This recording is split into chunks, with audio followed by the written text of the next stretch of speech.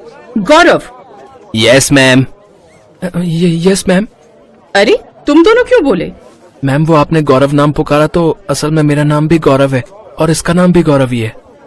अच्छा ऐसी बात है। ओहो, फिर तो बड़ा कंफ्यूजन हो जाएगा।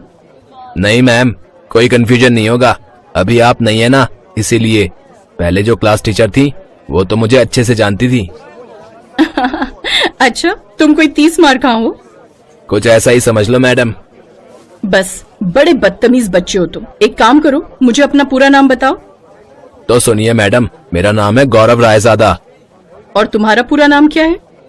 जी मेरा नाम गौरव शर्मा है मैम। ठीक है, तो आज से मैं तुम्हें गौरव शर्मा कहकर बुलाऊंगी और तुम्हें सिर्फ गौरव। वैसे मैडम आप चाहे तो इसे गौरव गरीब नाम से भी बुला सकती हो। क्लास का सबसे फटीचर बच्चा है ये, लेकिन किस्मत देखिए, इसके माँ बाप ने नाम मेरे जैसा रख दिया जो इसकी हालत और औकात से बिल्कुल मेल नहीं खाता।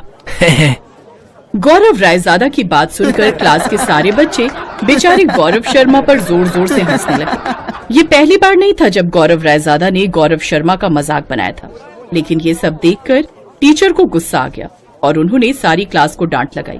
लेकिन वो लाख कोशिशों के बाद भी दोनों गौरव के बीच इस फर्क को कम नहीं कर पाई। अगले साल फिर नई क्लास टीचर आ गई और बेचारे गौरव शर्मा का फिर से भरी क्लास में मजाक उड़ाया गया। उस दिन शाम को जब गौरव बगीचे में पेड़ के नीचे शांत बैठा था, तभी उसके पड़ोस में रहने वाली रितु उसके पास आई, जो उससे 5 साल बड़ी थी। क्या हुआ गौरव, तू इतना उदास क्यों बैठा है? रितु दीदी, गरीब होना गुनाह है क्या? अरे बाप रे, कैसी बड़ी बड़ी बातें कर रहा है। क्या हो गया भाई, तू ठीक तो है? दीदी आज फिर उस गौरव रायजादे ने मेरा मजाक बनाया। देख तू मेरी बात सुन, वो अपना टाइम और सारी एनर्जी तुझे नीचा दिखाने में लगाता है, और जबकि तू अपनी सारी एनर्जी पढ़ाई में लगाता है। और फिर क्लास में फर्स्ट कौन आता है? मैं। हाँ तो बस उसे ऐसे ही बोलने दे, तू बस अपनी पढ़ाई पर ध्यान लगा, समझा? अच्छा वैसे तूने कभी बताया नहीं कि तू बड़ा होकर क्या बनना चाहता है?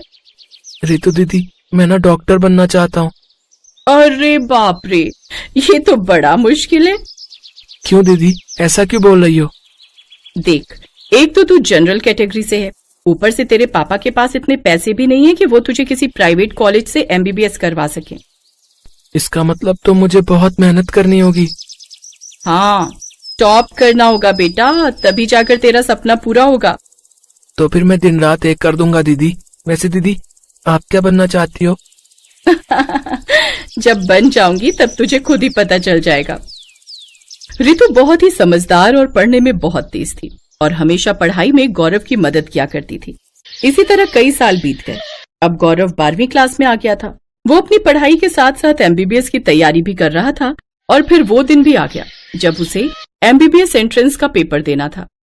और हीरो, रेडी है तू? हाँ दीदी, बिल्कुल रेडी हूँ। गुड, अब मेरी बात ध्यान से सुन। सबसे पहले अच्छे से पढ़ लेना, जल्दबाजी मत करना, ठीक है?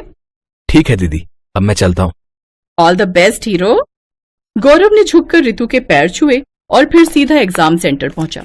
वो बहुत खुश था, तभी उसे वहां दूसरा गौरव नजर आया। अरे देखो तो, गौरव गरीब आया है, वो भी डॉक्टर बनने। अबे मान ले, गलती से तेरा एंट्रेंस निकल भी गया ना, तो फीस कहाँ से चुकाएगा बे? और अगर प्राइवेट कॉलेज मिला तो फिर तो तू अपना घर बार बेच के भी फीस नहीं दे पाएगा। बड़ा है MBBS बनने फटीचर कहीं के। गौरव हमेशा की तरह उसे देखकर मुस्कुराया और बिना कुछ कहे एग्जाम सेंटर के अंदर चला गया। तो वहीं अमीर गौरव भी उस पर हंसते हुए सेंटर के अंदर चला गया। फिर कई दिनों के बाद जब एंट्रेंस एग्जाम का रिजल्ट आया तो गौरव शर्मा के 720 में से 699 नंबर आए थे, जबकि गौरव रायजादा के 600 नंबर आए थे। रिजल्ट देखने के बाद अमीर गौरव ने गरीब गौरव शर्मा का मजाक बनाते हुए कहा, ले हो गया बेटा, जनरल कैटेगरी में सरकारी कॉलेज तो अब तुझे मिलने से रहा। अब क्या करेगा गौरव शर्मा? और मुझे देख, 600 नंबर लाकर भी अब मैं पढ़ूंगा MBBS, वो भी सबसे महंगे कॉलेज से। मैं बनूंगा डॉक्टर गौरव रायजादा और तू बनेगा मेरे हॉस्पिटल का वार्ड बॉय। अमीर गौरव की ये बातें सुनकर बेचारा गरीब गौरव बुरी तरह से टूट गया और वहीं रोने लगा। उसे लगा कि अब उसके लिए सब कुछ खत्म हो गया है।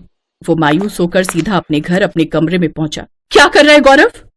तो क्या करूं दीदी, बस एक नंबर से रह गया मैं। मुझे अब सरकारी कॉलेज नहीं मिल पाएगा और प्राइवेट कॉलेज से पढ़ सकूं, इतनी औकात नहीं है मेरी। पागल हो गया है क्या? अपने माँ बाप के बारे में सोच, समझदारी से काम ले गौरव। और ये तो तेरा पहला ही अटेम्प्ट था ना, दूसरी बार कोशिश करना और तैयारी के साथ, समझा? रोते हुए गौरव को रितु ने गले से लगा लिया और उसे चुप कराने लगी। फिर अगले दिन जब रितु गौरव का हाल पूछने फिर से उसके घर आई तो उसने देखा कि दरवाजे पर अखबार पड़ा हुआ था। रितु ने वो अखबार उठाया और पहले पेज की खबर पढ़ने लगी और फिर उसका चेहरा पीला पड़ गया। ओह शिट गौरव, देख जरा, तेरे एमबीबीएस के एंट्रेंस एग्जाम का पेपर लीक हुआ था। देख इसमें क्या लिखा है, एमबीबीएस के एंट्रेंस एग्जाम का पेपर लीक हुआ। पुलिस ने चंदू नाम के सॉल्वर को किया गिरफ्तार। चंदू ने कबूला उसने एक छात्र से 10 लाख रुपए लिए थे। पुलिस चंदू से पूछताछ कर रही है। अब क्या होगा दीदी? होगा क्या, अब पुलिस उस छात्र को पकड़ेगी जिसने उससे वो पेपर खरीदा। अभी रितु और गौरव बात कर ही रहे थे कि तभी गौरव के घर के सामने पुलिस की गाड़ी आकर रुकी और उस जीप से निकले पुलिस वाले सीधे गौरव का कॉलर पकड़कर उसे अपने साथ ले जाने लगे। रितु और गौरव के लाख विरोध करने पर भी पुलिस वालों ने गौरव को नहीं छोड़ा और फिर अगले दिन कोर्ट में। माय लॉर्ड, ये गौरव शर्मा ही वो शख्स है जिसने सॉल्वर चंदू से 10 लाख रुपए में पेपर खरीदा और फिर उसने उसी पेपर से रट्टा मारकर इतने टफ एग्जाम में पहली बार में ही 699 नंबर हासिल कर लिए। ये झूठ है सर, मैंने कुछ नहीं किया। ऑर्डर ऑर्डर, तुम्हारा वकील कौन है? जज के इतना कहते ही कोर्ट रूम के दरवाजे से रितु अंदर आई जो वकील के कपड़ों में थी। जी माय लॉर्ड, मेरा नाम रितु दास है और मैं गौरव शर्मा की वकील हूँ। जज साहब, पहली बात तो ये कि मेरा क्लाइंट इतना गरीब है कि वो किसी को 10 लाख तो क्या 10,000 भी नहीं दे सकता, और दूसरी बात, मेरा क्लाइंट किसी चंदू को नहीं जानता।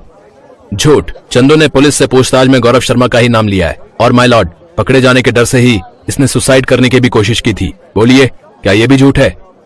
इसलिए क्योंकि चंदू ने पुलिस से पूछताछ में गौरव का नाम लिया था, मगर कौन सा ये उसने नहीं बताया था। हम नाम होने का फायदा गौरव रायजादा ने उठाया और चंदू के परिवार को 5 लाख रुपए देकर चंदू से गौरव शर्मा का नाम कहलवा दिया। और अगर इस सब पर आपको यकीन नहीं होता तो फिर दूध का दूध और पानी का पानी करने का एक और तरीका है मेरे पास जज साहब। बताइए रितु, क्या चाहती हैं आप?